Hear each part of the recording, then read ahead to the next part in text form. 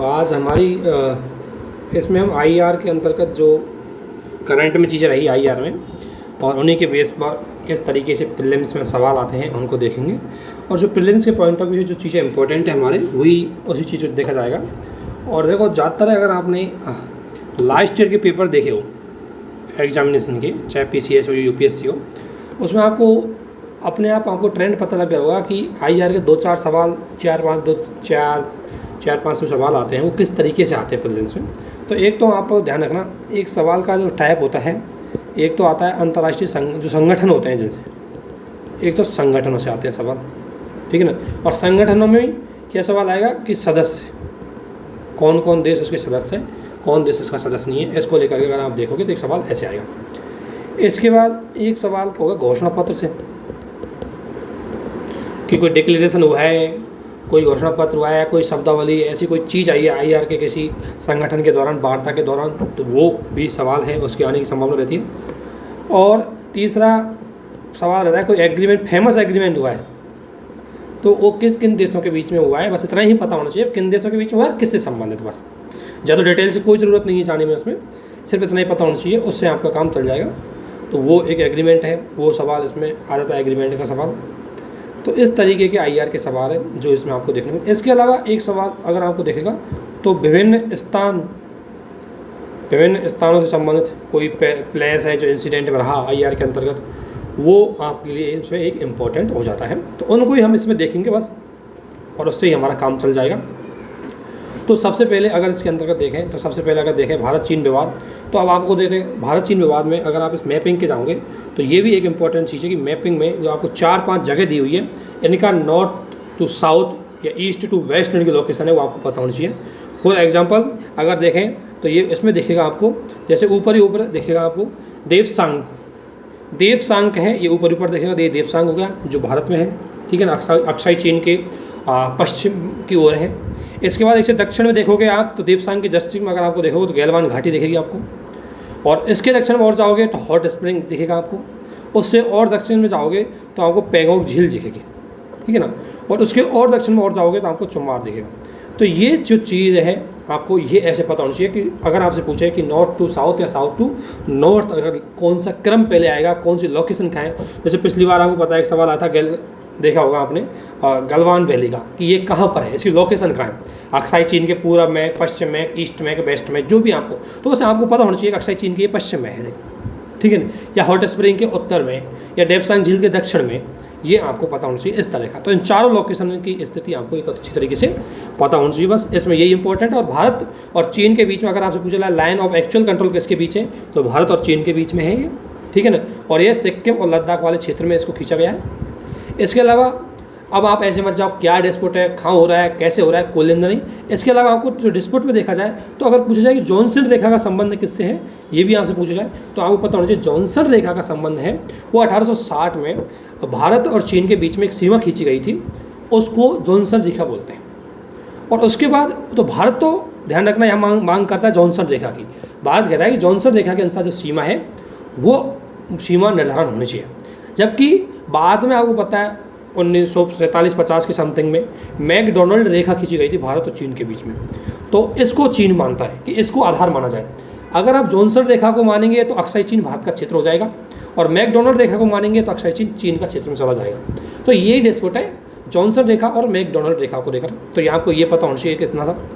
इसके अलावा इसमें एक अगर पूछा जाए तो मैकमोहन रेखा है, तो मैकमोहन रेखा आपको पता है ये जो भारत और चीन की सीमा बनाती है, 1914 में इसको खींचा गया था मैकमोहन रेखा को।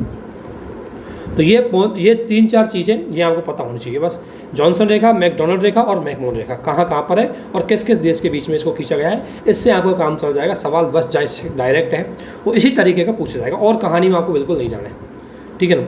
और थोड़ा सा आपको पता है जैसे वो ज्योग्राफी की मैपिंग है तो उसमें पता होना चाहिए कि भारत और चीन के बीच में सीमा कितनी लगती है, कितने कौन सा डिस्प्यूटेबल एरिया है। तो डिस्प्यूटेबल एरिया एक तो पश्चिमी लद्दाख है, एक मध्य क्षेत्र में अगर देखें तो ज़्यादा डिस्प्यूट नहीं है इसमें, तो सबसे ज़्यादा डिस्प्यूट पश्चिमी क्षेत्र में और पूर्वी क्षेत्र में है, अरुणाचल प्रदेश और सिक्किम वाले क्षेत्र में है, जिसमें मैकमोहन सीमा को लेकर के डिस्प्यूट है इन दोनों में। तो वो डिस्प्यूट क्या है, कैसे है, उसको कोई लेना नहीं, अपन को जगह देखनी है कि कौन कौन सा डिस्प्यूट है। इसके अलावा अगर देखें तो अगर आपसे पूछा जाए कि जो यारलुंग जो ये है नदी है, त्यंग्स गपो, जो ये नदी है इसे बोलते हैं संगपो बोल सकते हैं हम। यारलुंग संगपो नदी जो मुख्य रूप से उस पर हाल ही में चीन ने एक रन ऑफ द रिवर बांध बनाया गया है। रन ऑफ द रिवर बांध का मतलब होता है कि बांध आप बनाओगे लेकिन उसमें जल को नहीं स्टोर कर सकते, रोक नहीं सकते। उसको इस तरीके से बनाया जाएगा कि जल का गतिशील रहेगा, उसको रोका नहीं जाएगा और उस पर बांध बना करके विभिन्न प्रकार के हाइड्रो इलेक्ट्रिक प्रोजेक्ट लगाए जा सकते हैं। तो यारलुंग जो संगपो नदी है, ब्रह्मपुत्र की सहायक नदी है, उस पर चीन ने रन ऑफ द रिवर बांध बनाया है। एक लाइन इंपॉर्टेंट है इसमें। इसके अलावा आपको बताया, इसमें आपको एक चीज़ और ध्यान रखनी है कि एक तो run of the river project क्या होते हैं, तो वही है कि जल विद्युत उत्पादन का एक प्रकार का है जिसमें विद्युत उत्पन्न करने के लिए किसी भी नदी के प्राकृतिक या निचली धारा का उपयोग किया जाता है ना। और इसमें जलाशय निर्मित करने की कोई आवश्यकता नहीं होती, अर्थात जल को स्टोरेज जल नहीं किया जाता, अर्थात किसी प्रकार की बांध की ज़रूरत नहीं होती। तो अगर हम बात करें तो जो इन्होंने बनाया है वो नदी है, आपको बताया जो ब्रह्मपुत्र की सहायक नदी है यारलुंग, उस पर बनाया है। और ब्रह्मपुत्र को आपको पता है चीन में सांगपो बोलते हैं, और वो भारत में अरुणाचल में जब प्रवेश करती है तो उसको दिहांग बोलते हैं। और जब उसमें देवांग नदी आकर के मिलती है या लोहित नदी आकर के मिलती है नीचे से, तब उसका नाम क्या हो जाता है, ब्रह्मपुत्र कहलाता है। और फिर इसको बांग्लादेश में जमुना बोलते हैं। तो ये इसके नाम आपको पता होना चाहिए, इतना काम चल जाएगा बस, ठीक है ना। और आपको पता है भारत चीन की अगर जल बात करके देखें तो भारत और चीन के बीच में जो जल को लेकर देखें तो दो नदियाँ मुख्य रूप से आती हैं। एक आती है ब्रह्मपुत्र नदी, जो आपने देखा होगा ये यहाँ से निकलती है ब्रह्मपुत्र नदी, ये ब्रह्मपुत्र नदी जा रही है और फिर ये आ गई। और दूसरी आपको देख रही होगी सिंधु नदी। सिंधु नदी भारत और चीन के बीच में ज़्यादा डिस्प्यूट नहीं है। सिंधु नदी है वो भारत और पाकिस्तान के बीच में है, लेकिन हाँ सिंधु नदी आती तिब्बत से ही है और ब्रह्मपुत्र है वो भी तिब्बत से ही निकलती है, मानसरोवर झील के पास से। और भारत और चीन के बीच में अभी तक कोई ट्रीटी नहीं हुई जल को लेकर। अगर कोई सवाल आ जाए तो ट्रीटी है भारत और चीन के बीच में, वो मुख्य रूप से देखा जाए तो भारत और पाकिस्तान के बीच हुई है अभी तक सिंधु जल विवाद को लेकर के। इसके अलावा भारत और बांग्लादेश के बीच में हो रखी है, ठीक है ना। लेकिन भारत और चीन के बीच में अभी कोई ट्रीटी नहीं हुई। एक चीज़ और बता देता हूँ मैं इसमें, ये नदियाँ ध्यान रख लेना। एक तो येलो नदी है, ये आपको पता है पूर्वी जो येलो सागर है चीन का उसमें जाती है। और ये येंगतांग नदी है, ये जाती है आपको पता है पूर्वी चीन सागर में। और इसके अलावा एक फेमस नदी और है चीन से निकलने वाली, वो है मेकोंग नदी। मेकोंग नदी इसलिए फेमस है क्योंकि मेकोंग नदी कई देशों के साथ सीमा बनाती है। जैसे यहाँ से निकलेगी, ये तिब्बत के पठार से निकलेगी, फिर चीन में प्रवाहित होगी मेकोंग नदी। इसके बाद अगर आपको दिख रहा होगा तो ये चीन और म्यांमार की सीमा के पास से गुजरती है। इसके बाद आगे बढ़ते हुए ये फिर वियतनाम के पास जाएगी। वियतनाम से पहले ये वियतनाम में नहीं बहती, ध्यान रखना। जो मेकोंग नदी है वियतनाम में नहीं जाती, चीन के बाद ये म्यांमार की सीमा पर बढ़ती है। और म्यांमार सीमा के बाद ये सीमा बनाती है किसके साथ, लाओस और म्यांमार के साथ फिर सीमा बनाएगी। फिर इसके बाद ये आपने देखा होगा ये थाईलैंड और लाओस के साथ सिर्फ सीमा बनाती है। थाईलैंड और लाओस के साथ ये फिर सीमा बना रही है। तो ये कई देशों के बीच में सीमा बनाती हो जाती है। और इसका प्रभावित क्षेत्र देखोगे चाइना, म्यांमार, और चाइना हो गया, म्यांमार हो गया, लाओस, थाईलैंड, कंबोडिया और वियतनाम के दक्षिण में बहती है। और फिर उसके बाद एक दक्षिण चाइना सी में जाकर के लड़ जाती है, इंपॉर्टेंट रहती है। इसके अलावा आपसे सवाल पूछा जाता है तो तिब्बत के पठार से कौन कौन सी नदियाँ निकलती है वो भी आपको पता होना चाहिए। इसके बाद अगर तिब्बत के पठार के नदी तंत्र को देखा जाए तो आपको एक चीज़ सबसे पहले ध्यान होनी चाहिए कि तिब्बत के पठार को दुनिया का तीसरा ध्रुव बोला जाता है। पहला ध्रुव उत्तरी ध्रुव, दूसरा दक्षिण ध्रुव, यानी कि आर्कटिक सागर और अटलांटिक सागर, और एक होगा तीसरा ध्रुव। कौन सा, ये थर्ड ध्रुव माना जाता है तिब्बत के पठार को, जहाँ सबसे ज़्यादा बर्फ़ पाई जाती है। उसके बाद हिमालय पर्वत वाले क्षेत्र को आपने देखा होगा। उससे 7 बड़ी नदियाँ निकलती है जिसमें आप देख सकते हो सिंधु, गंगा, ब्रह्मपुत्र, इरावदी, साल्विन, यांगती और मेकांग। अब अगर इसमें आप देखोगे तो इसमें अगर आप देखोगे 7 नदियाँ निकलती है। इनकी थोड़ी सी आपको इसमें लोकेशन ये जरूर ध्यान रखना है कि किस किस देश में नदी प्रवाहित होती है। तो इसमें अगर नदियों को देखें तो आप देख लेना एक बार मैप से। जैसे ये सिंधु, ये पूरा आपको पता है तिब्बत का पठार है, दुनिया का सबसे ऊंचा और सबसे बड़ा पठार है ना, तिब्बत का पठार। और यहाँ से बहुत ज़्यादा नदियाँ निकलती है। इसमें आप देखोगे तो सिंधु नदी यहाँ से निकल गई, ये गई पाकिस्तान भारत में बह कर के, ठीक है ना। इसके अलावा सिंधु नदी के बाद अगर आप देखोगे तो यहीं से गंगोत्री ग्लेशियर से निकलती है, ठीक है ना। इसके बाद और देखोगे तो यहाँ से येलो नदी, इसके पूर्वी भाग से येलो नदी निकलती है चीन में। और येलो नदी फिर आपको पता है येलो सागर में जाके गिर जाती है। और इसके बाद अगर आप और देखोगे इसमें तो एक नदी ये जा रही, ये नदी है यांगतेज, मतलब चाइनीज़ लैंग्वेज है, चाइनीज़ नाम है। तो ये भी आपको पता है पूर्वी चाइना सागर में जाके गिर जाती है। चाइना की बहुत बड़ी नदी ये भी, और चाइना की सबसे बड़ी नदी है ये वाली। और इसके बाद एक नदी निकलती है इसमें, वो है इरावदी नदी। इरावदी नदी तिब्बत के पठार से बहते हुए फिर ये क्या करती है, म्यांमार में बहती हुई ये मुख्य रूप से बे ऑफ बंगाल में गिर जाती है। पिछली बार इसको PCS में UPSC में पूछा गया था कि कहाँ पे गिरती है, तो इरावदी नदी बे ऑफ बंगाल में गिरती है।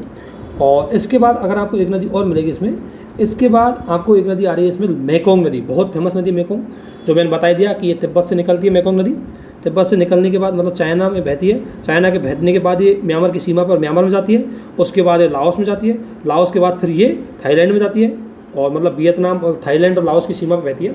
उसके बाद ये वियतनाम में होते हुए फिर कंबोडिया और वियतनाम, और उसके बाद दक्षिणी चीन सागर में गिर जाती है। तो फेमस नदी है, इनको आप जरूर देख लेना। इसके अलावा सालविन जो नदी है वो भी मुख्य रूप से यहीं पर बहती है, सालविन नदी। जैसे ये इसमें सालविन नदी और देख लीजिए, ये सालविन नदी ये वाली जो मुख्य रूप से अगर देखें तो थोड़ा बहुत हिस्सा इसका थाईलैंड में भी आता है, और मेन ये मुख्य रूप से म्यांमार में बहती है, और म्यांमार के ऊपर ये चीन में बहती है, चीन से तिब्बत से चीन में होते हुए मुख्य रूप से बे ऑफ बंगाल में गिर जाती है सालविन नदी। तो ये 6-7 नदी हैं, इनको आपको ध्यान रखना है। और इसे तीसरा ध्रुव बोला जाता है, पहला ध्रुव उत्तरी ध्रुव, दूसरा ध्रुव दक्षिणी ध्रुव, और तीसरा ध्रुव ये हो गया। हांगकांग में नया सुरक्षा कानून लाया गया, तो इसमें कोई ऐसा खास सवाल तो है नहीं, इसमें आपको ध्यान रखना है हांगकांग की लोकेशन का और उसके क्या क्या है। तो अगर मैं हांगकांग की लोकेशन इसमें आपको मैप के थ्रू बताऊं, तो हांगकांग की लोकेशन को आपको ध्यान रखना है। हांगकांग कहाँ है, तो हांगकांग ये हो गया, हांगकांग की ये मकाऊ इसकी राजधानी हो जाएगी हांगकांग की। और इसको अगर मैं बात करूँ तो इसकी सीमा है वो साउथ चाइना सी से लगती है, और उत्तर में उसके इधर आएगा, इधर ताइवान आ जाएगा, इधर दक्षिण पूर्व में आ जाएगा इसका फिलीपींस आ जाएगा, और इसके दक्षिण पश्चिम में इसके वियतनाम आ जाएगा, और ये इसकी सीमा है वो साउथ चाइना सी से लगती है। यही इंपॉर्टेंट आपको पता है, बाकी इससे कोई ज़्यादा लेन देना नहीं है आपको। इसके बाद हम आते हैं तिब्बत नीति समर्थित अधिनियम। तो इसमें सवाल अगर आपसे पूछा जाएगा कि तिब्बत नीति समर्थित अधिनियम किस देश का है, तो इसको अमेरिका लाया जाता है। और आपको पता है अमेरिका हमेशा तिब्बत को स्वायत्त मानता है, उसके अलग से उसको मतलब चाइना से अलग उसको मान करके उसने भाग इसका सहमति दी है, और तिब्बत के साथ उसने अलग से मतलब संबंध स्थापित किए हैं। तिब्बत का जो शासन है वो मुख्य रूप से आपको पता है तिब्बत पूर्णतः ऐसा नहीं चाइना के अंडर में है, लेकिन उसको स्वायत्त प्रदेश दिया गया है, स्वायत्त प्रदेश है ये, और उसको कई विशेषाधिकार दे रखे हैं। बाह्य रूप से इस पर कंट्रोल है वो चीन का है, आंतरिक रूप से इसको कुछ विशेषाधिकार दे रखे हैं, लेकिन वो आंतरिक रूप से वहाँ लोकतांत्रिक मूल्य नहीं है, कोई उनको ज़बरदस्ती की जाती है।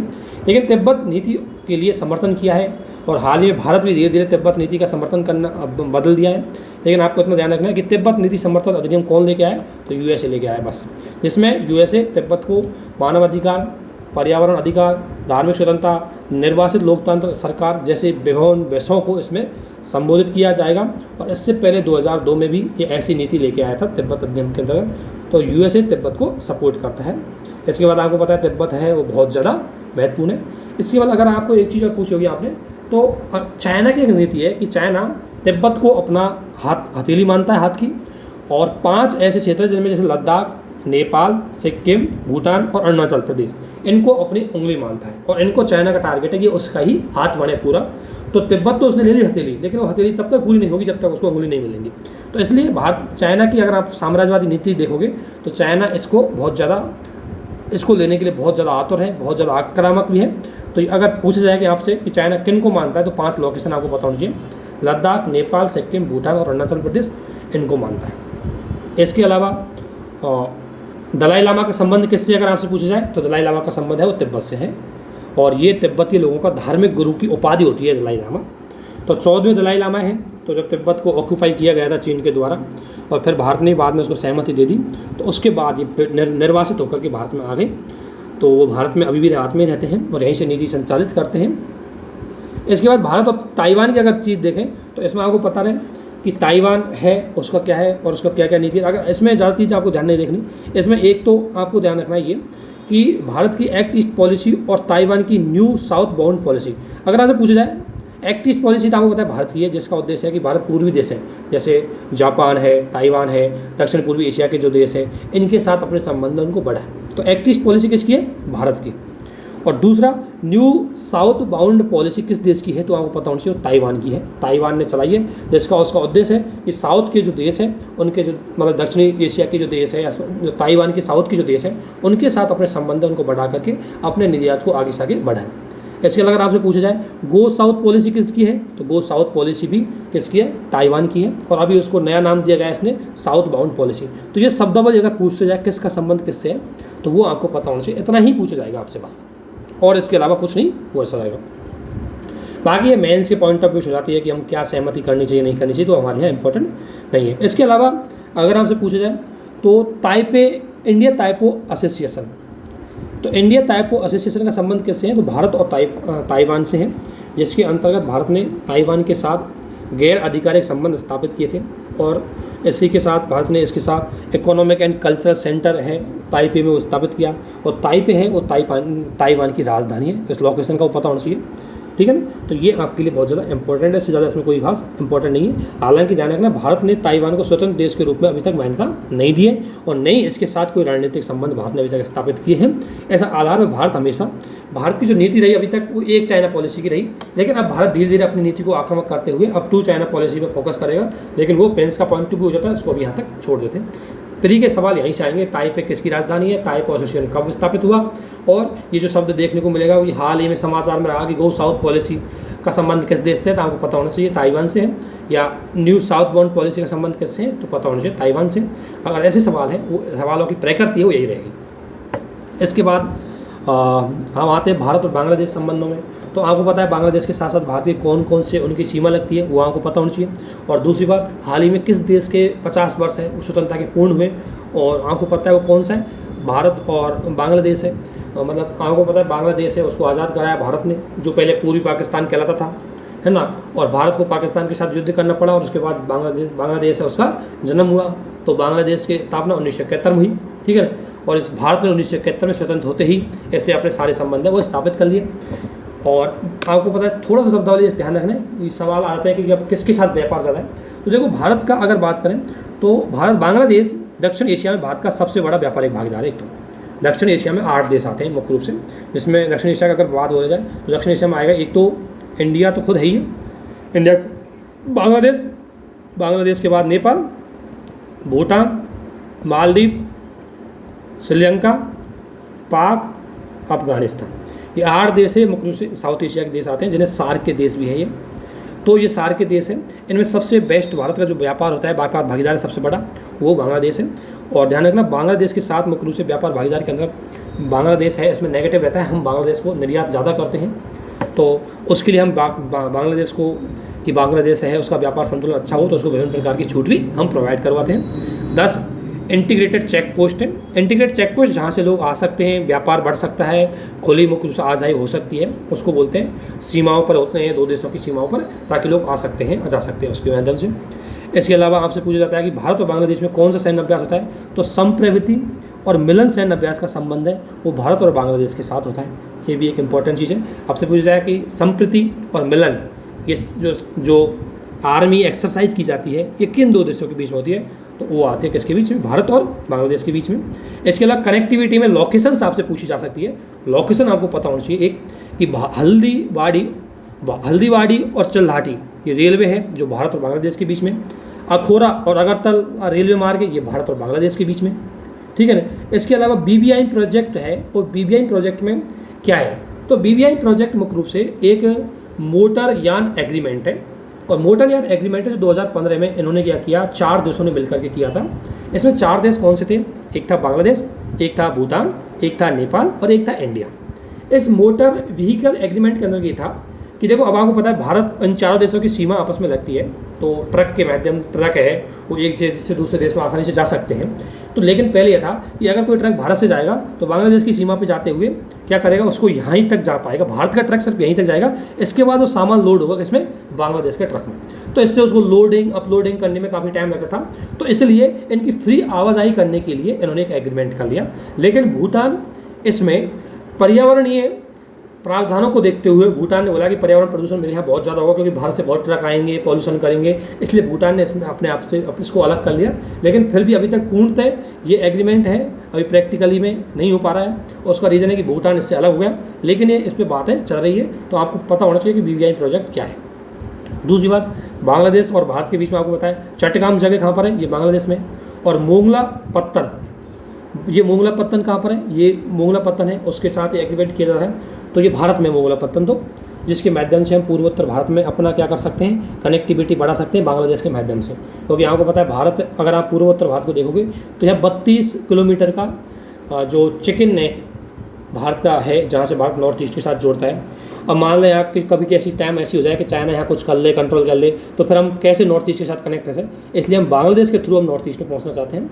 और दूसरी बात, इससे हमारी डिस्टेंस भी कम हो जाएगी तो और ट्रांसपोर्टेशन तेज़ हो जाएगा, इसलिए हमने बांग्लादेश के साथ कई ट्रांसपोर्टेशन कनेक्टिविटी बढ़ाई जा रही है।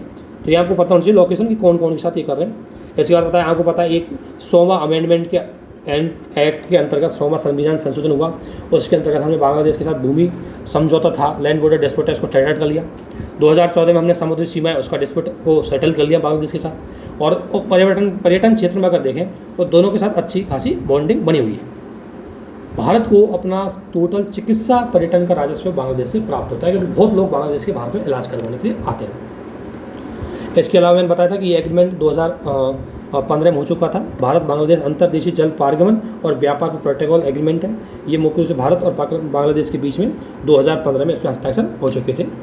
और एक आपने सुना होगा, भारत म्यांमार थाईलैंड त्रिपक्षीय राजमार्ग। भारत म्यांमार थाईलैंड त्रिपक्षीय का राजमार्ग की बात करें तो ये इस लोकेशन देखो आप, इसमें ऐसे हो रहा है कि इसमें हम इसके अंतर्गत हम क्या कर रहे हैं कि इसके अंतर्गत भारत है वो अपना सीमा पार राजमार्ग उसको बढ़ा देगा। कहाँ से जाएगा?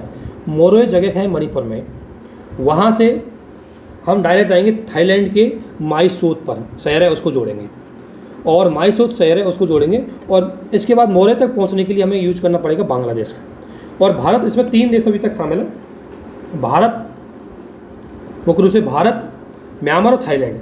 तो भारत म्यांमार थाईलैंड है, जैसे देखो ये हो गया मोर है, ये हो गया मणिपुर में। इसके बाद आप बांग्लादेश के थ्रू बांग्लादेश से जाएंगे और बांग्लादेश के बाद आप पहुँचोगे थाईलैंड के, ये थाईलैंड है, इसके मोरे है थाईलैंड के, इसकी इस लोकेशन पर पहुँचोगे जिसको बोलते हैं माईसोत। ये थाईलैंड है, इसकी ये जगह हुई माईसोत। तो ये 3 देशों के बीच में है, भारत, म्यांमार और ये इसी को बोलते हैं हम Kaladan multi level project. Kaladan multi level project बोलते हैं इसको। और इसमें क्या किया जाएगा आपको पता है, इसमें यह है कि जैसे कलकत्ता है, कलकत्ता से हम जाएंगे सितवे पोर्ट ऑफ म्यांमार, किसके माध्यम से? जहाज़ के माध्यम से। और सितवे पोर्ट और म्यांमार के माध्यम से जा करके हम इसमें कलादान प्रोजेक्ट है, ये मुख्य रूप से सितवे पोर्ट गया, भारत म्यांमार और इसके माध्यम से। और इसके बाद ये इधर नॉर्थ ईस्ट को कनेक्ट कर देगा, कलादान प्रोजेक्ट है ये। और ये 3 देशों का हो ही गया, भारत, म्यांमार और थाईलैंड का। और इसको आगे बढ़ाने की बात की जा रही है कि इसको आगे बढ़ा करके हम किसको शामिल कर दें इसमें मुख्य रूप से कंबोडिया, लाओस है, इनको भी कनेक्टिविटी में बढ़ावा दे दें। तो ये आपको पता होना, त्रिपक्षीय राजमार्ग है भारत, म्यांमार, थाईलैंड का, ये भी हो चुका है।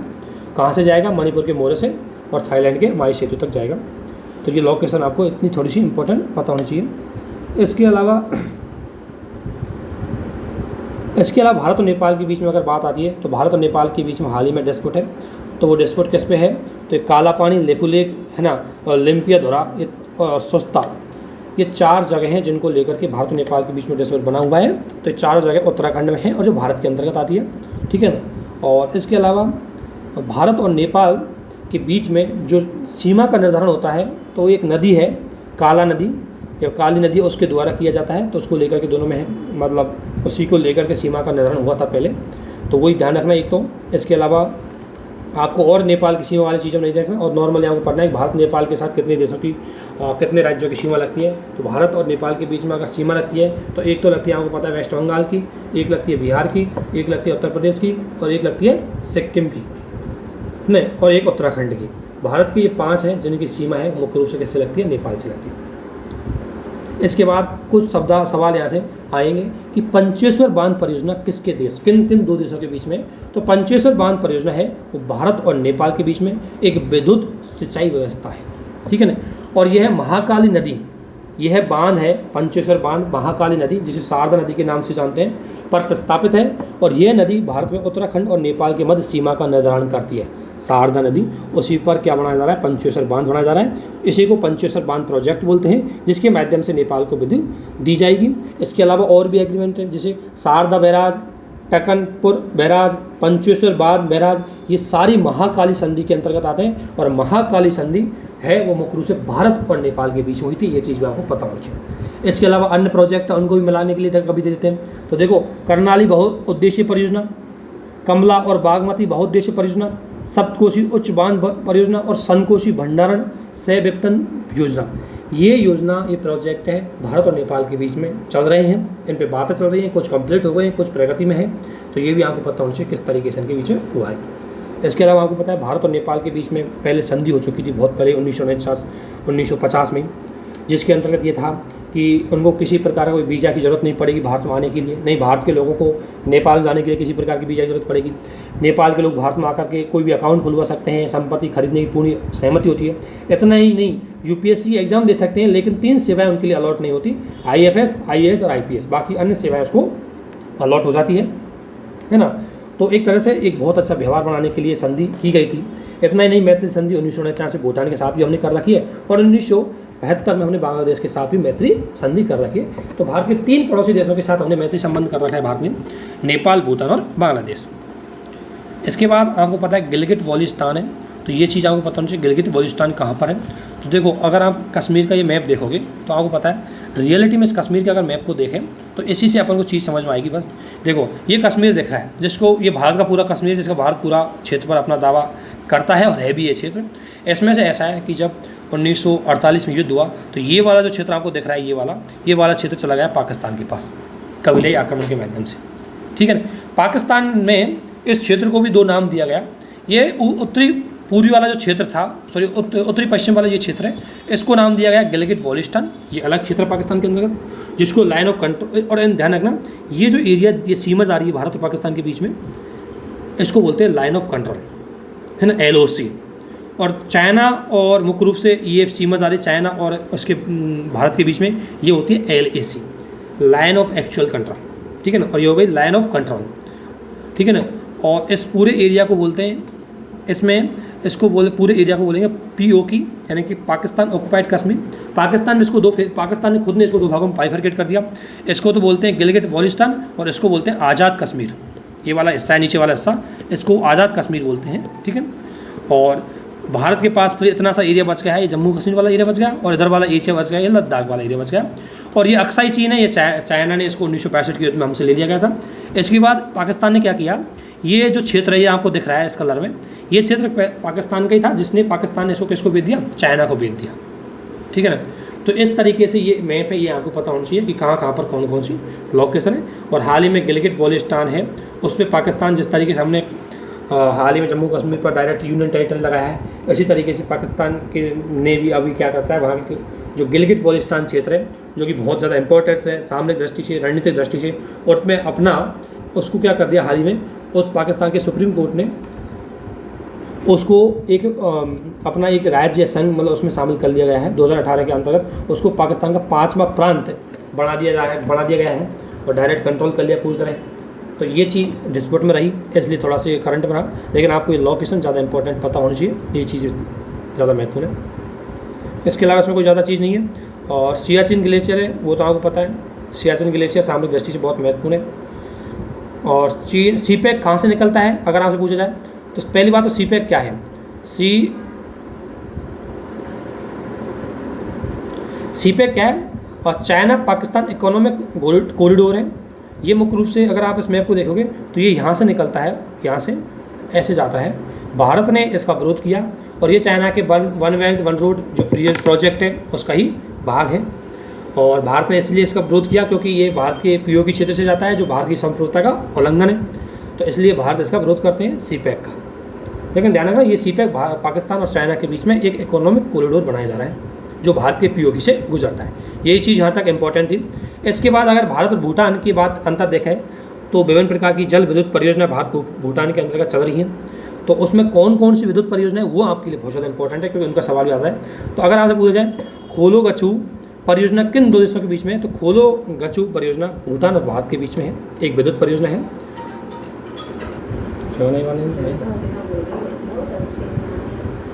तो इसके अंतर्गत जो भारत और भूटान की जल विद्युत परियोजना है, इनका आपको ध्यान रखना है हमें किस देश के साथ कौन कौन सी जल विद्युत परियोजना चल रही है भारतीय पड़ोसियों के साथ, तो उसका नाम आ जाएगा, तो वो आपके लिए डायरेक्ट आपको उसमें चिन्ह लगाने में कोई दिक्कत नहीं आएगी। तो खोलो गचू है वो आपको पता है भूटान के साथ है। इसके अलावा अगर आप एक चीज़ और देखें इसमें तो और भी है, जैसे बुनाखा, ये भी इसी के साथ है, बांगचू, चमक रचू, ये 3 है, जॉइंट वेंचर है, दोनों डेवलप कर रहे हैं मिलकर के इनको। और इसके अलावा और भी है, जैसे आप किरुछू, ताला, और ये तो आई थी एक बार एग्जाम में मंगदेछू। तो ये मंगदेछू भी बहुत फेमस है, ये भी भूटान के साथ हाइड्रो इलेक्ट्रिक प्रोजेक्ट है, जॉइंट इलेक्ट्रिक प्रोजेक्ट है। तो ये आपको ध्यान रखना है। एक मैंने जैसा कि आपको बताया कि जगहों से जुड़े हुए सवाल भी आते हैं, तो जगह से जुड़े हुए सवाल में अगर आपसे पूछा है कि यति राज्य क्षेत्र का संबंध किस देश से है, भारत से है कि और देश से, तो यति जो राज्य क्षेत्र है ये मुख्य रूप से भूटान का एक क्षेत्र है जिस पे अभी डिस्प्यूट चल रहा है। और यहीं पर एक संगतेक वन्यजीव अभ्यारण्य है भूटान के पूर्वी भाग में, जिस पर चीन अपना जुरिडिक्शन की मांग कर रहा है उस पर कि ये चीन का क्षेत्र है। तो नई चीन अभी एक नया डिस्प्यूट लेके आया है। तो आपसे पूछा जाए कि सकतेंग वन्यजीव अभ्यारण्य कहाँ है, तो ये भी भूटान में है, और यति राज्य क्षेत्र कहाँ है, ये भी भूटान में है। ये चीज़ इंपॉर्टेंट है बस। इसके अलावा वो ये कि जैसा कि मैंने अभी बताया था कि चीन पूर्वी सीमा पर दावा करने लगा है भूटान की पर, जिनमें संगतेक वन्यजीव अभ्यारण्य होगा। और संगतेक वन्यजीव अभ्यारण्य की बात करें तो ये UNDP की जो GEF जो ग्लोबल एनवायरमेंटल फैसिलिटीज़ है यूनाइटेड नेशनल डेवलप प्रोग्राम के अंतर्गत, उससे ये संगतेक वन्यजीव अभ्यारण्य कुछ फंड मिल रहा है। और हाल ही में चीन ने उसको रोकने का जो अनुदान दिया जा रहा था उसने रोकने का प्रयास किया गया था। और चीन कहता है कि ये डिस्प्यूटेबल एरिया है जो चीन के क्षेत्र में आता है, तो इसलिए। और चीन इसके अलावा आपको पता है इससे पहले डोकलाम वाले में विवाद की तो मांग कर ही चुका है। तो डोकलाम है ये भी भूटान में है, जकरलंग है ये भी भूटान में है, और पसामलंग है ये भी भूटान में है। तो भूटान के 3 जगह हैं जो चीन इन पर डिस्प्यूट खड़ा कर रहा है, ठीक है ना।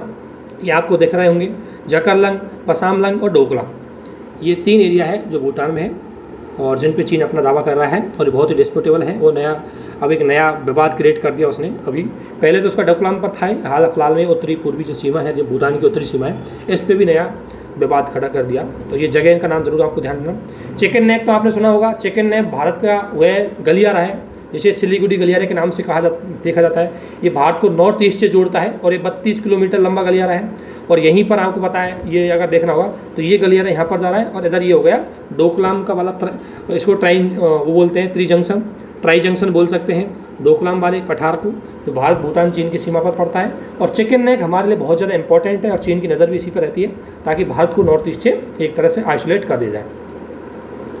2007 में भारत और भूटान मैत्री हो चुकी थी, जिसका मुख्य उद्देश्य था कि दोनों अपने राष्ट्रीय हितों को मुद्दों को एक दूसरे से घनिष्ठ सहयोग करेंगे। और भूटान के साथ हमने मैत्री संबंधी कर रखी है। मैत्री संधि भूटान के साथ भी हो रही है, हमारे नेपाल के साथ भी हो रही है, बांग्लादेश के साथ भी हो रही है, ये आपको पता होना चाहिए। इसके अलावा दक्षिण एशिया की अगर एनर्जी को देखा जाए तो उसमें ये ध्यान रखना दक्षिण एशिया में कौन कौन से देश आते हैं, ये इंपॉर्टेंट है। तो दक्षिणी क्षेत्र में आपको पता है कि अगर दक्षिण एशियाई क्षेत्र को देखा जाए तो ये प्रसिद्ध इसके बंगाल अरब सागर, बंगाल खाड़ी, नीचे हिंद महासागर का क्षेत्र है। इसमें 8 देश आते हैं, जिसमें अफगानिस्तान, पाकिस्तान, इंडिया, मालदीव, श्रीलंका, बांग्लादेश, भूटान और नेपाल, ये सार्क के देश है। 8 तो म्यांमार भी दक्षिण एशिया का एक भाग है, लेकिन वो सार्क का भाग नहीं है। तो नॉर्मली अगर आपसे पूछा जाए दक्षिण एशियाई क्षेत्र तो उसमें 9 देश आते हैं, और अगर आपसे पूछा जाए सार्क के देश तो सार्क में 8 देश आते हैं। भूटान सार्क में शामिल नहीं है, म्यांमार सार्क के अंतर्गत शामिल नहीं है। म्यांमार है वो आसियान का भाग है। तो ये चीज़ हमारे लिए इंपॉर्टेंट है, इसके अलावा ज़्यादा इसमें इंपॉर्टेंट नहीं है। इसके अलावा ऊर्जा के लिए विभिन्न प्रकार के पहल चल रही है। तो एक है दक्षिणी एशियाई क्षेत्रीय ऊर्जा एकीकरण पहल, है ना, सारी बोलते हैं जिसको। तो इस पहल है 2000 में इसको चालू किया गया था, जिसका मुख्य उद्देश्य था कि दक्षिणी एशियाई जो क्षेत्र है वहाँ पर ऊर्जा को बढ़ावा दिया जाए। और इसके अंदर 8 देश शामिल थे जो सार्क के देश हैं, ठीक है ना। तो 8 देश इसमें शामिल थे, अफगानिस्तान, बांग्लादेश, भूटान, भारत, मालदीव, नेपाल, पाकिस्तान और श्रीलंका, ये सार्क के देश हैं। और इन्हीं के बीच में एनर्जी कोऑपरेशन को बढ़ाने के लिए ये मल्टीलैटरल इनिशिएटिव लाई गई थी 2000 के अंतर्गत। और इसके अलावा आपको पता है दक्षिणी एशिया उप क्षेत्रीय आर्थिक सहयोग परिचालन योजना है, इसको भी डेवलप किया जा रहा है, जिसका मुख्य उद्देश्य ये है कि इस योजना में ध्यान रखना, थोड़ा सा देश चेंज हो जाएंगे इसका नाम देना। तो इसमें साउथ एशिया सब रीजनल इकोनॉमिक कोऑपरेशन की अगर बात हो तो ये योजना 2016 से 2025 के बीच में चल रही है। और इसमें कौन कौन से देश शामिल है वो आपको पता होना चाहिए। तो इसमें बांग्लादेश, भूटान, भारत, मालदीव, म्यांमार, नेपाल और श्रीलंका। तो इसमें एक तो अफगानिस्तान सार्क का देश है, वो शामिल नहीं है, ठीक है ना। और इसमें उसकी जगह एक तो म्यांमार शामिल है, तो और पाकिस्तान इसमें शामिल नहीं है, ध्यान रखना। इसमें पाकिस्तान भी शामिल नहीं है, पाकिस्तान अफगानिस्तान है, इसमें शामिल नहीं है। तो यही चीज़ इंपॉर्टेंट थी। इसके अलावा भारत द्वारा विभिन्न देशों के साथ, पड़ोसी देशों के साथ जो जॉइंट प्रोजेक्ट चलाए जा रहे हैं, जैसा कि कई प्रोजेक्टों का नाम मैंने आपको पहले बता दिया है कि खोलो गचू जल विद्युत परियोजना है, ये आपको पता है भूटान के साथ होगी। बुनाखा चमक रछू, है ना, बांगचू, ये तीनों जो है ये भूटान के साथ हमारी प्रोजेक्ट है, जॉइंट प्रोजेक्ट है जहाँ पर विद्युत डेवलप की जाएगी। इसके अलावा ये भूटान के साथ ताला जल विद्युत परियोजना भी है, दार्जिलिंग जल विद्युत परियोजना है, और दार्जिलिंग जल विद्युत परियोजना है ये मुख्य रूप से भारत, भूटान और बांग्लादेश त्रिपक्षीय प्रोजेक्ट है जो दार्जिलिंग जल विद्युत परियोजना है वो। और इसके अलावा नेपाल और भारत के बीच भी आपको पता है दोनों के पास व्यापार एग्रीमेंट तो हो ही रखा है, विद्युत व्यापार का एग्रीमेंट हो रखा है। तो इनके अंतर्गत आपको बताया था मैंने पंचेश्वर बहुउद्देशीय परियोजना का संबंध है वो नेपाल से है, जो महाकाली संधि के अंतर्गत हुई थी, जैसा कि मैंने आपको ऊपर बताया था। तो सवाल आएंगे, सवालों का ट्रेंड ये रहता है, वो डायरेक्ट इतना सा पूछेंगे आपसे कि पंचेश्वर बहुउद्देशीय परियोजना भारत ने किस देश के साथ की, महाकाली संधि भारत ने किस देश के साथ की। बस इतने ईजी सवाल डायरेक्ट आपसे पूछे जा सकते हैं, या कोई स्टेटमेंट में इनको डाला जा सकता है, तो वो चीज़ आपको पता होनी चाहिए। भारत और बांग्लादेश के बीच में अगर आपको देखें तो भारत बांग्लादेश के बीच में भी कई विद्युत एग्रीमेंट है वो हो चुके हैं, और भारत और बांग्लादेश के बीच में आपको क्या है ग्रिड कनेक्टिविटी बढ़ा दी, यानी विद्युत को सप्लाई कर सकते हैं हम भारत से बांग्लादेश में या बांग्लादेश से भारत में। तो देखो क्या हो रहा है कि बांग्लादेश का जो व्यापार जो खाता है वो नकारात्मक रहता है, यानी कि हम सरप्लस में जाते हैं। तो इससे हम बांग्लादेश को थोड़ा सा ऐसा ना लगे कि भाई भारत के साथ व्यापार करने से उसको नुकसान होता है, तो इसलिए हम क्या करते हैं कि बांग्लादेश में जा करके विद्युत प्रोजेक्ट लगाते हैं और उनको फिर हम आयात करते हैं। इस तरीके से क्या होता है कि बांग्लादेश का थोड़ा सा बैलेंस ऑफ पेमेंट थोड़ा पॉजिटिव में आने लग जाए, भारत के साथ व्यापार थोड़ा बैलेंस में आ जाए इसलिए। इसके अलावा आपको पता है जो मोरे है और म्यांमार का तामू, ये इंटर कनेक्टिविटी हमने एक बढ़ा दिया। तो आपको पूछे इन दो देशों का संबंध किससे है, तो ये म्यांमार के साथ हम इंटर कनेक्टिविटी को बढ़ाने के लिए लाए हैं, और ये जो जगह थी इनका आपको ध्यान जरूर रखना है। इसके बाद भारत और मालदीव की बात में आए तो भारत मालदीव की बात थोड़ा सा अगर इसमें देखें तो एक तो मालदीव की आप लोकेशन देख सकते हो, ये चैगोस जो क्षेत्र है, चैगोस यहाँ पर आपको पता है USA का अड्डा है, नौसैनिक अड्डा, और ये द्वीप पे है। इसमें मतलब सॉरी इस पे क्या है, इस पर डिस्प्यूट चल रहा था ये चैगोस पे। ये क्या है था कि इसको डिस्प्यूट चल रहा था इंटरनेशनल कोर्ट के अंतर्गत, और इसमें भारत ने समर्थन किया था। ये अभी UK कंट्रोल करता है, इस पर UK कंट्रोल करता है, और चैगोस पे बोला गया कि ये मॉरिशस का है जगह, ठीक है ना। तो दुनिया के ज़्यादातर देशों ने बोला है कि मॉरिशस की जगह है, लेकिन UK इसको मानने को अभी तैयार नहीं है चैगोस को। तो चैगोस कहाँ पर आपसे पूछा जाए तो चैगोस एक द्वीपीय क्षेत्र है जो हिंद महासागर में स्थित है। इसके अलावा जो हाल ही में जो करंट में रहा, इसका रीज़न क्या था, एयर बबल समझौता। एयर बबल समझौता क्या होता है, एयर बबल समझौता मुख्य रूप से दो देशों के बीच में होने वाला वो एग्रीमेंट है जिससे वायु परिवहन सेवा या दूरसंचार सेवा है उसको स्थापित किया जा सकता है इस समझौते के माध्यम से। कोविड के दौरान आपने देखा होगा कि देशों ने अपनी जो एयरप्लेन जो सर्विसें थी वो बंद कर दी थी, तो इसके माध्यम से भारत ने कई देशों के साथ स्टार्ट किया एयर बबल एग्रीमेंट। तो आपको एक तो ये पता होना चाहिए कि एयर बबल एग्रीमेंट किन किन देशों के बीच में हो रहा है। तो भारत ने इसको एयर बबल एग्रीमेंट को अफगानिस्तान के साथ कर रखा है, कनाडा के साथ कर रखा है, भूटान के साथ कर रखा है, जर्मनी के साथ कर रखा है, मालदीव, कतर, UAE, UK और USA, इन देशों के साथ भारत ने एयर बबल एग्रीमेंट है ये कर रखा है। और मैंने बताया था कि एयर बबल एग्रीमेंट के अंतर्गत दो देशों के मध्य अस्थायी व्यवस्था होती है जिसके मध्य वो कुछ कॉमर्शियल या यात्री जो ट्रांसपोर्टेशन है, एयर ट्रांसपोर्टेशन है, उसको बढ़ा सकते हैं और कम्युनिकेशन स्थापित कर सकते हैं। इसके अलावा ये 3 द्वीपीय क्षेत्र ये आपको पता होना चाहिए। अगर आपसे पूछा जाए कि 3 द्वीपीय क्षेत्र खाएं तो एक है बिलिंगली, थिलाफूजी और एक गुल्लीफाऊ। ये 3 है वो मालदीव में 3 द्वीप हैं, और इन तीनों को जोड़कर एक ग्रेटर माले प्रोजेक्ट बनाया जा रहा है, और उसके लिए भारत ने मालदीव को $500 मिलियन की सहायता दी, ठीक है। तो इसको भारत डेवलप कर रहा है वहाँ पर। तो ये तीनों द्वीपों का नाम आपको पता होना चाहिए क्योंकि डायरेक्ट कभी कभी लाइन में आ जाएगा कि किस देश में है, तो इसलिए इसको एक बार नज़र से ज़रूर गुजरे। और LOC भारत आपको पता है लाइन ऑफ क्रेडिट देता ही है, मालदीव को दे रखी है हमने $400 मिलियन की अभी सहायता दी है। और ये सामरिक महत्व है, ये तो इंपॉर्टेंट हो जाता है मेंस के पॉइंट ऑफ व्यू से। क्यों सामरिक महत्व है, तो ऑब्वियसली ये व्यापार के लिए बहुत ही महत्वपूर्ण एरिया है।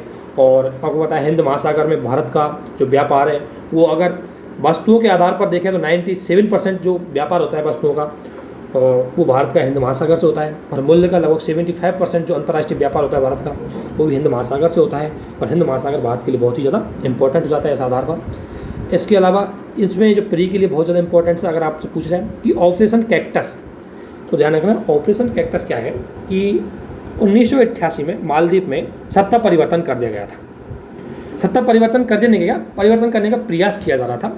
तो वहाँ की जो सत्ताधारी दल है जो वहाँ पर सत्ता में थी उसने भारत से रिक्वेस्ट की और परिणाम स्वरूप भारत ने वहाँ पर आर्मी भेजी।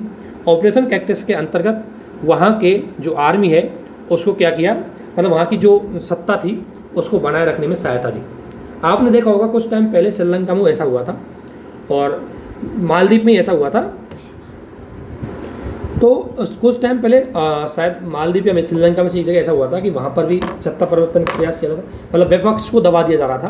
तो उस टाइम उन्होंने विपक्ष का जो है वो भारत में भाग के आया, तो भारत से उन्होंने रिक्वेस्ट भी की थी। ये 1-1.5 साल पहले की बात है।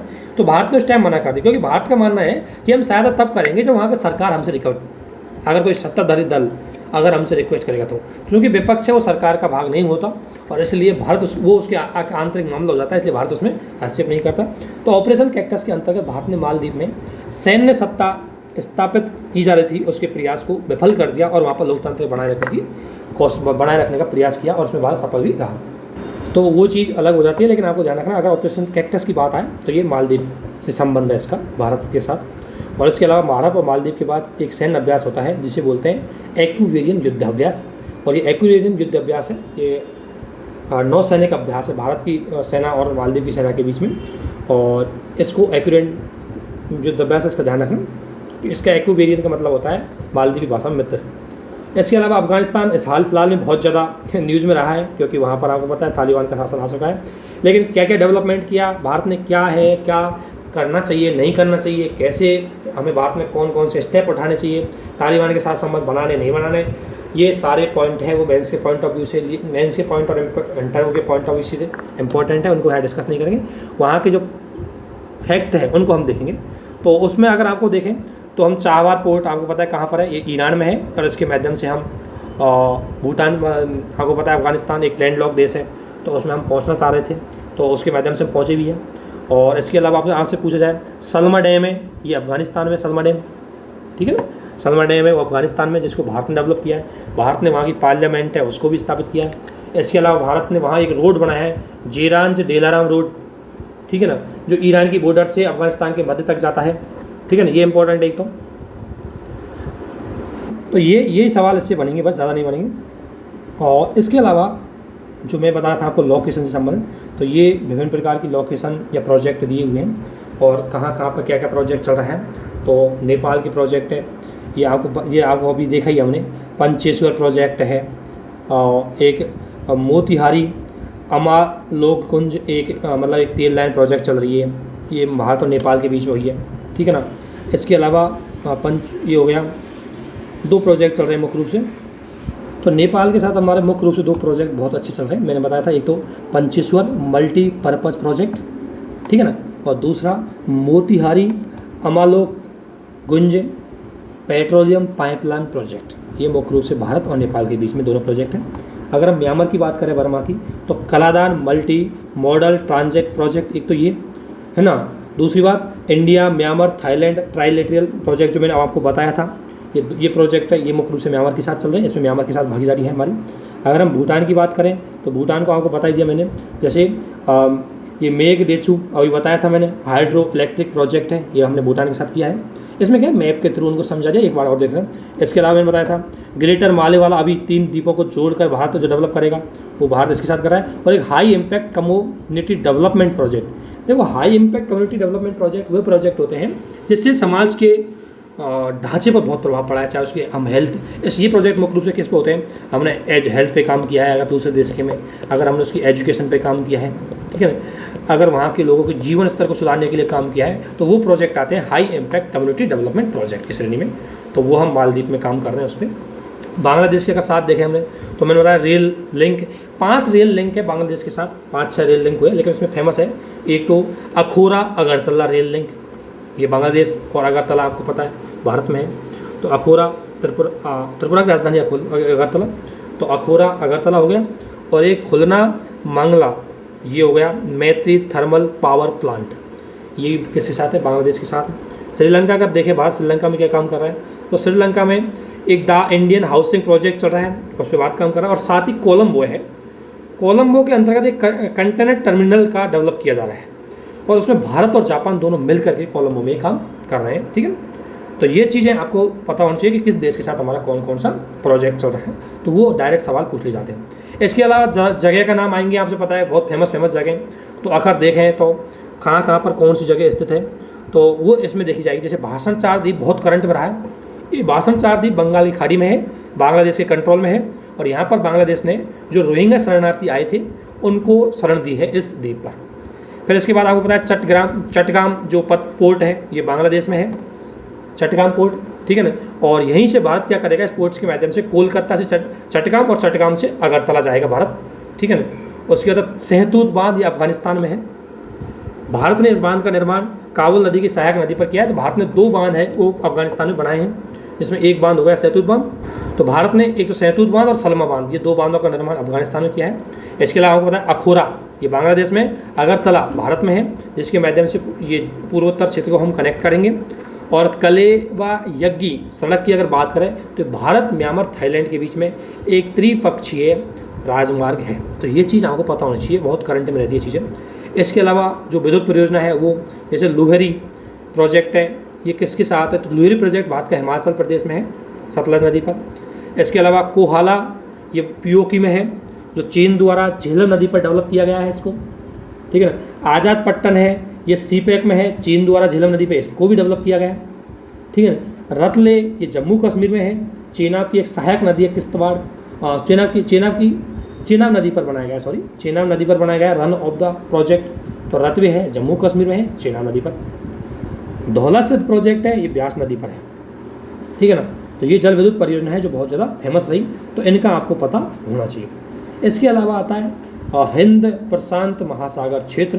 तो इसमें आपको देखना है थोड़ा सा देशों की बहुत कौन कौन सा देश कहाँ कहाँ पर है, तो ये आपको मैपिंग के लिए बहुत ज़रूरी है।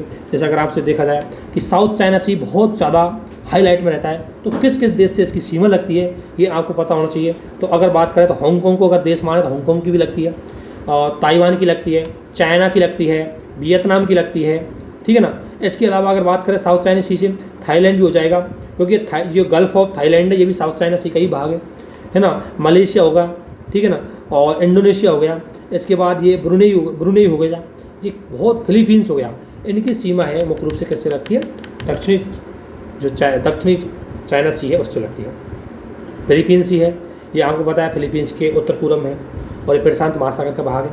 अगर आपसे मार्शल द्वीप पूछा जाए तो मार्शल द्वीप है प्रशांत महासागर में है, ठीक है ना। सोलोमो आइसलैंड की पूछा जाए, सोलोमो आइसलैंड एरिया आपको पता है ये पापुआ न्यू गिनी के पास सोलोमो आइसलैंड, ये भी प्रशांत महासागर का हिस्सा है सोलोमो आइसलैंड। तो साउथ चाइना सी के जो देश हैं उनका आपको ध्यान होना चाहिए। और ये इधर कोरल अगर आपको सी देखें तो आपको पता है ऑस्ट्रेलिया का पूर्वी भाग में है, और इस सबसे बड़ी कोरल द्वीप यहीं पर पाई जाती है, ठीक है ना।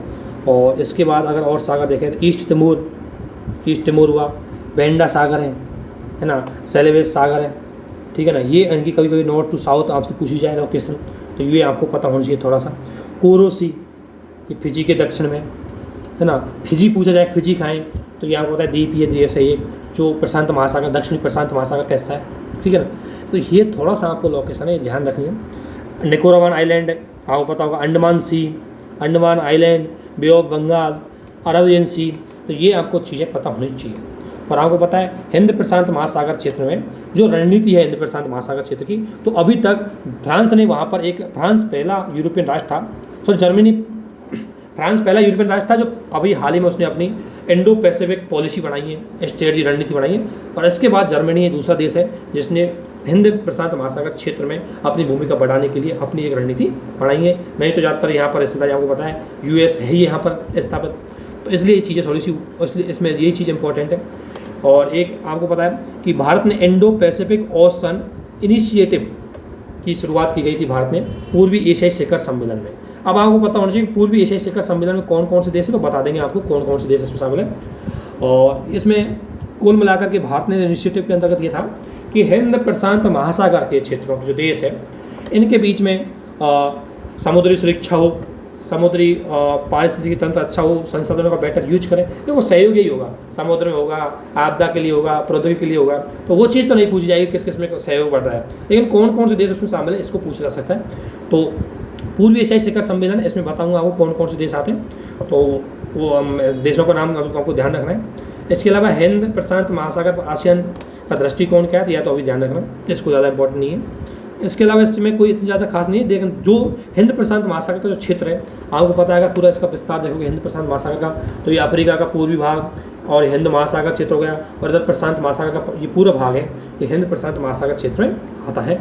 और हाल फिलहाल का सबसे वार्निंग इशू ये है ये। इसके अलावा ऑस्ट्रेलिया के साथ भारत के संबंधों को हम देखें तो हाल ही में ऑस्ट्रेलिया भारत के जो प्रधानमंत्रियों के बीच में वर्चुअल मीटिंग हुई थी, उसको लेकर ये काम आगे बढ़ रहा है। तो दोनों के बीच में व्यापक रणनीति साझेदारी है, उसकी ओर बढ़ रहे हैं। और दोनों के बीच में आपको पता है 2+2 जो वार्ता पहले सचिव स्तर पर होती थी, अब उसको मंत्री स्तर पर कर दिया। तो पहले तो मैं आपको बताता 2+2 वार्ताएं क्या होती है। 2+2 वार्ता वे वार्ताएं होती है जो सामरिक दृष्टि से इम्पोर्टेंट क्षेत्र, जिसमें रक्षा क्षेत्र और विदेश क्षेत्र, इन दोनों के जो प्रतिनिधि होते हैं भारत के और दूसरे देशों के दोनों के प्रतिनिधि होंगे, वो इसमें आते हैं। जैसे अगर मैं बात करूँ मंत्री स्तरीय 2+2 वार्ता, तो मंत्री स्तरीय 2+2 वार्ता का मतलब है भारत का रक्षा मंत्री वर्सेस दूसरे देश का रक्षा मंत्री आएगा बात करने के लिए, और भारत का विदेश मंत्री और दूसरे देश का विदेश मंत्री वार्ता करेगा। इसे बोलते हैं 2+2 वार्ता। ये सेक्रेटरी लेवल पर भी हो सकती है, ठीक है ना, ये सेक्रेटरी लेवल पर भी होती है, आपको पता है। जैसे डिफेंस सेक्रेटरी भारत का, तो डिफेंस सेक्रेटरी दूसरे देश का, फिर फॉरेन सेक्रेटरी भारत का, तो फॉरेन सेक्रेटरी दूसरे देश का। तो इस तरीके से वार्ताएं होती है। तो 2+2 वार्ता भारत ने अभी तक किन किन देशों के साथ कर रखी है, तो भारत ने ध्यान रखना 2+2 वार्ता भारत ने जापान के साथ कर रखी है। 2+2 वार्ता की भारत ने USA के साथ कर रखी है। और 2+2 वार्ता हाल ही में भारत ने ऑस्ट्रेलिया के साथ भी बढ़ा दी। पहले केवल सेक्रेटरी लेवल पर होती थी, अब उसका कोशिश कर रहे हैं कि वो मंत्री स्तरीय पर हो, यानी कि भारत का विदेश मंत्री और रक्षा मंत्री है वो ऑस्ट्रेलिया के विदेश मंत्री और रक्षा मंत्री के साथ वार्ता करें। तो ये 2+2 वार्ता इसको बोलते हैं, ठीक है ना। इसके अलावा इसमें जो इतनी चीज़ें दी गई है कि भारत ऑस्ट्रेलिया के बीच में संबंध है वो क्या क्या है, तो ये ज़्यादा चीज़ें इतना इंपॉर्टेंट नहीं पूछा जाएगा। आपको पता है Bharat Australia economic strategy paper, ये भारत हो चुका है ऑस्ट्रेलिया का, जो 2035 तक भारत है के साथ संबंध स्थापित करेगा, जिसे बोलते हैं an Indian economic strategy to 2034। तो ये इस लाइन को आपको ध्यान रखना है कि कौन सा देश है जो भारत के साथ ऐसा करना चाह रहा है, तो वो देश है ऑस्ट्रेलिया, ठीक है ना। इतना सा आपको एक शब्द ध्यान रखना है। इसके बाद आपको पता है दोनों देशों के बीच में कॉम्प्रिहेंसिव इकोनॉमिक कोऑपरेशन एग्रीमेंट है, उस पर वार्ता स्टार्ट हो रही है। अभी तक पूरी वार्ता नहीं बन पाई, 2011 में हुई थी और अंतिम वार्ता 2012 में हुई, 15 में हुई थी, लेकिन वार्ता पूरी तरह हो नहीं पाई, तो एग्रीमेंट अभी तक नहीं हुआ। तो इसमें एक तो ये चीज़ ध्यान रखनी है कि किसके साथ है। इसके अलावा ये सैन्य अभ्यास से ध्यान रखना है आपको। देखो, एक तो है ऑसिनडेक्स है, और एक ऑस्ट्रा हिंद है, और एक एक्सरसाइज पिच ब्लैक है, और एक काकाडू। ये मुख्य रूप से सैन्य अभ्यास है जो भारतीय सेना और उसके बीच में होते हैं, तो ये चीज़ आपको पता होनी चाहिए। इसके अलावा क्वाड है, तो क्वाड में आपको पता है 4 देश आते हैं, भारत, USA, जापान और ऑस्ट्रेलिया। इसके अलावा हाल ही में भारत है वो ऑस्ट्रेलिया को मालाबार सैन्य अभ्यास में भी शामिल कर रहा है। तो मालाबार सैन्य अभ्यास की अगर मैं बात बोलूँ तो मालाबार सैन्य अभ्यास में मुख्य रूप से 4 देश होते हैं, भारत, ऑस्ट्रेलिया और जापान और USA। हाल ही में इसको ऑस्ट्रेलिया को शामिल कर लिया गया है भारत ने, पहले इसमें ऑस्ट्रेलिया शामिल नहीं था। चीन इसमें थोड़ा सा दिक्कत खड़ी करता था। चीन इसको बोलता है कि भारत हमको घेरने का काम कर रहा है, ये भारत के लिए सही नहीं होगा, इससे हिंद महासागर क्षेत्र में अशांति फैलेगी। तो हमने चीन की बात को देखते हुए कि चीन हमसे नाराज़ ना हो, तो पहले हमने इसमें ऑस्ट्रेलिया को शामिल नहीं किया, लेकिन अभी इसमें हमने ऑस्ट्रेलिया को शामिल कर लिया है, तो अब हमें ज़्यादा टेंशन इसकी नहीं करनी है। इसके अलावा ये भारत प्रशांत द्वीप समूह का सहयोग मंच। तो प्रशांत द्वीप समूह आपसे बहुत पूछा जाता है, प्रशांत द्वीप समूह कौन कौन से देश आते हैं, कौन कौन सी जगह प्रशांत द्वीप समूह में। तो ये इतने द्वीप हैं, इसमें से जो द्वीप अगर आपको याद हो जाए तो याद रख लेना। विशेषकर फेमस तो आपको याद रखनी है। एक तो कुक आइलैंड है, आपको पता है ये प्रशांत महासागर में। मार्शल आइलैंड है, ये प्रशांत महासागर में हो गया, ठीक है ना। माइक्रोनेशिया, ये प्रशांत महासागर में हो गया। पापुआ न्यू गिनी, ये प्रशांत महासागर में हो गया। सोलोमोन प्रशांत महासागर में। तो ये जो आपको कुछ फेमस है, इनका आपको फिजी आइलैंड, कुक आइलैंड, तो इसमें आपको ये भी ध्यान रखना कि कहाँ पर है, तो दक्षिणी प्रशांत महासागर के पश्चिमी भाग में स्थित है। इसके अलावा जो ये भारत प्रशांत द्वीप समूह सहयोग संघ है, ये 2014 से इसमें आरंभ किया गया था, और इसका भारत का उद्देश्य था कि जो ये पैसिफिक आइलैंड वाले जो क्षेत्र है, जो द्वीप है, देश है, इनके साथ हम क्या करें, संबंध है उनको ज़्यादा बढ़ाया जाए। इसके अलावा अगर मैं बात करूँ एन इंडिया इकोनॉमिक स्ट्रेटजी, तो ये ऑस्ट्रेलिया की एक लॉन्ग टाइम भारत के साथ संबंध स्थापित करने की स्ट्रेटजी है, जिसमें ऑस्ट्रेलिया भारत के 10 क्षेत्रों की और 10 राज्यों की पहचान की है, जहाँ पर ऑस्ट्रेलिया भारत के साथ संबंध बढ़ाने पर महत्वपूर्ण काम करेगा। तो ये ऑस्ट्रेलिया के साथ है, इतना इसको ध्यान रखना है आपको, बस इतना ज़्यादा, और इसके अलावा कुछ ध्यान नहीं रखना। इसके अलावा अगर आपसे पूछा जाए तो कुछ लोकेशंस हैं, उनको आपको ध्यान रखना है। जैसे जीलैंडिया, तो जीलैंडिया अगर मैं बात करूँ तो ये दक्षिणी प्रशांत महासागर में है जीलैंडिया एरिया, अगर आपको दिख रहा होगा ऑस्ट्रेलिया के इधर, तो ये आपको पता होना चाहिए जीलैंडिया। इसके बाद अमामी द्वीप समूह कहाँ है, तो ये जापान का भाग है अमामी द्वीप समूह, ठीक है ना, जैसे आपको दिख रहा होगा ये अमामी द्वीप समूह जापान के दक्षिण पूर्वी में। और इसके अलावा सेनकाकू द्वीप मैंने बताया था कि इसके द्वारा डिस्प्यूट है सेनकाकू में, तो सेनकाकू द्वीप है आपको पता है बहुत फेमस है, पूर्वी चीन सागर में स्थित है और निर्जन द्वीपों का समूह है, जिस पर 3 देशों का डिस्प्यूट है इस पर, जापान, चीन और ताइवान, इस पे मतलब विवादित क्षेत्र तीनों देशों के लिए जो अपने अधिकार क्षेत्र का दावा करते हैं, है ना। इसके अलावा किलाउआ ज्वालामुखी है, ये हवाई द्वीप पर है आपको पता है, और हवाई द्वीप आप जानते होंगे कि हवाई द्वीप है एरिया ये प्रशांत महासागर के मध्य में, और हवाई द्वीप एक यहाँ पर यूएसए का कंट्रोल है, यूएसए का ये 50वां राज्य भी है यहाँ पर हवाई द्वीप पर। इसके अलावा प्रतास द्वीप समूह की मैं बात करूँ तो इसे डोंगसा द्वीप समूह भी बोलते हैं, और दक्षिणी चीन सागर में एक डिस्प्यूटेबल एरिया है, जैसे आप 5 नंबर देखोगे तो एरिया और यहाँ पर ये प्रतास द्वीप समूह दक्षिणी चीन सागर में स्थित है। ताइवान तो आपको पता है ही है, संगाई चीन में है ही है, यहाँ पर आपको पता है न्यू डेवलपमेंट या ब्रिक्स का जो बैंक है उसका मुख्यालय संगाई में। बीजिंग आपको पता है चीन की राजधानी है, यहाँ पर एससीओ का मुख्यालय है। हांगकॉन्ग है, ये आपको पता है कि चीन के ये भाग है, जिसकी सीमा है वो साउथ चाइना सी से भी लगती है। ये क्या जगह है जो आपको पता होनी चाहिए, क्योंकि करंट की जो जगह होती है उसी को डायरेक्ट क्वेश्चन पूछा जाता है आपसे कि इसका संबंध किससे है, किस देश से। इतना पूछा जाएगा कि किस देश से संबंध है, बस आपको इतना याद है उसमें आपका काम चल जाएगा। पैटर्नल की अगर मैं बात करूँ तो ब्राज़ील में है, ब्राज़ील का विश्व का ब्राज़ील में है एक वेटलैंड है जो ब्राज़ील की सबसे बड़ी मतलब विश्व की सबसे बड़ी वेटलैंड में मानी जाती है इसको, और ये 2 देशों में विस्तृत फैली हुई है। अगर मैं बात करूँ तो बोलिविया और पराग्वे में भी इसका विस्तार है, ये यहाँ पर है ये हो गया ब्राज़ील, ये हो गया पराग्वे और ये हो गया बोलिविया, इन 3 देशों में इसका विस्तार है। तो ये हो गई प्रमुख जगह लोकेशन जो हिंद प्रशांत महासागर क्षेत्र में आती थी। इसके अलावा हिंद महासागर क्षेत्र की अगर मैं बात करूँ तो अगर आपसे पूछा जाए इंडियन ओशन रीजन की बात करूँ तो इसका महत्व बहुत ज़्यादा है। इंडियन ओशन रीजन में विश्व का कुल अपतटीय तेल का 40% जो प्रोडक्शन है भंडार है वो यहीं पर है। विश्व का मत्स्य उत्पादन का 15% क्षेत्र है वो हिंद प्रशांत महासागर क्षेत्र में। अगर पॉलीमेटिकल नोडल्स की बात करें तो बड़ी मात्रा में हिंद महासागर में पाए जाते हैं, तो इसकी वजह से ये बहुत महत्वपूर्ण जो पॉलीमेटेलिक नोडल्स है ये ऐसे बोलते हैं कि एनर्जी के स्रोत के रूप में काम हो सकते हैं भविष्य में, और ये भविष्य के बहुत बड़ा प्राकृतिक संसाधन में इसका यूज कर सकते हैं। अगर ये भारत इसको खोज कर ले ढंग से तो भारत के लिए भी बहुत महत्वपूर्ण भूमिका निभाएंगे।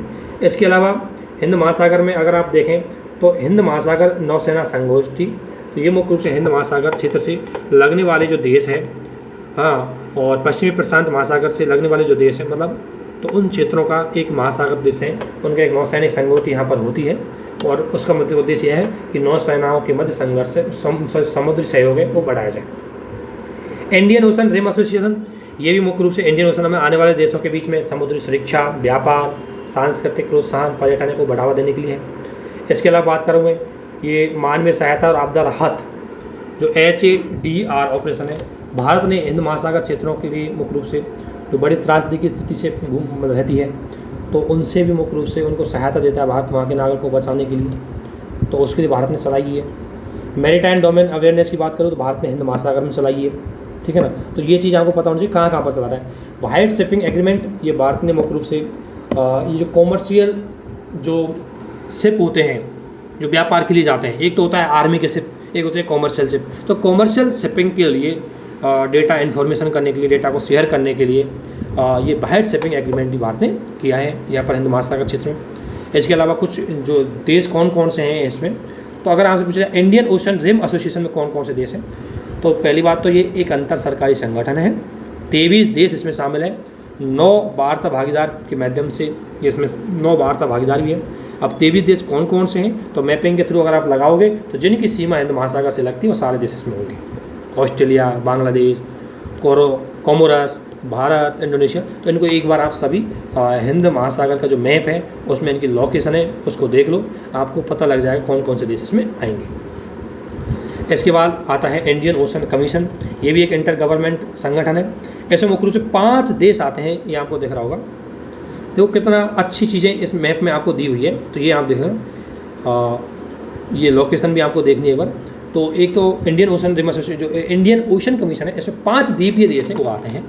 जो ये 5 द्वीपीय देश हैं ये मुख्य रूप से जो अफ्रीका के पूर्वी दक्षिण पूर्वी तट पर स्थित है और हिंद महासागर के पश्चिमी तट में है। जैसे 5 देश हैं आप देखा होगा, जैसे मेडागास्कर हो गया, ठीक है ना, ये हो गया मॉरिशस हो गया, ये सियाचिल हो गया, और यहीं पर रीयूनियन द्वीप है एक छोटा सा, ये रीयूनियन द्वीप होगा, और ये हो गया सेशल्स। तो ये 5 देश हैं जो मुख्य रूप से इसमें आते हैं। और भारत है वो इसका एक पर्यवेक्षक राष्ट्र का दर्जा भारत को मिला हुआ है, भारत इसका सदस्य तो है नहीं, ठीक है ना। अब आपको ये मैप में चीज़ दिख रही है, इनको आप एक बार देख लेना कि ये क्या क्या है। तो देखो, अगर आपको जल संधि पूछा जाए तो बाबा अल मंडेब की जल संधि है, ये मुख्य रूप से अडेन की अडेन की खाड़ी और रेड सी को जोड़ती है और जिबूती और ओमान को अलग करती है, ठीक है ना। इसके बाद अगर आपसे पूछा जाए कि हॉर्मुज जल संधि है, तो ये फारस की खाड़ी और ये यमन की खाड़ी, यमन की खाड़ी है उसको जोड़ती है, मतलब सॉरी उसको जोड़ती है। और मुख्य रूप से यहाँ देखे हुए आप, तो यहाँ पर हो गया एक देश है यूएई, और यहाँ पर हो गया अरब कंट्री, मतलब सब ईरान, इनको अलग करती है। ये जल संधि है जो आपने ज्योग्राफी में देखी होंगी, वो सारी जल संधि ही यही है। साउथ चाइना सी की लोकेशन देख लेना आपको।